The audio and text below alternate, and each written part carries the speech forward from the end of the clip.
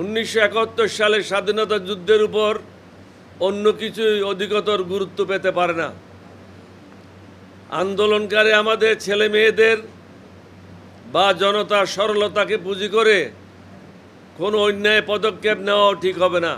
অনেকগুলি নিয়োগ নিয়ে ইতিমধ্যে বিতর্কের সৃষ্টি হয়েছে। আবেগ ও হুজুকের মাথায় লোক দেখানো কাজ করলে হবে না।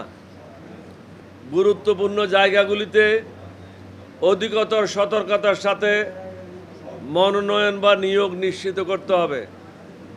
এছাড়াও উপদেষ্টা এবং নতুন নিয়োগপ্রাপ্ত ব্যক্তিদের অতীত ইতিহাস জানা না থাকলে বা রাজনৈতিক প্রজ্ঞার অভাব থাকলে দেশ ক্ষতিগ্রস্ত হবে।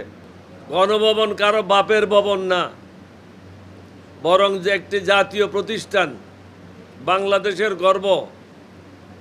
মিউজিয়াম করা অবশ্যই প্রয়োজন, তবে প্রশ্ন হলো গণভবনে কেন, অন্য জায়গায় নয় কেন?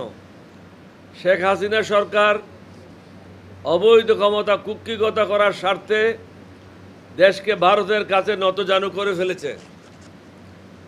আমরা ইচ্ছা করলেও প্রতিবেশী বদলাতে পারবো না। সুতরাং উভয় দেশের সম্পর্কের স্বার্থে অনতিবিলম্বে সীমান্ত হত্যা বন্ধ করতে হবে।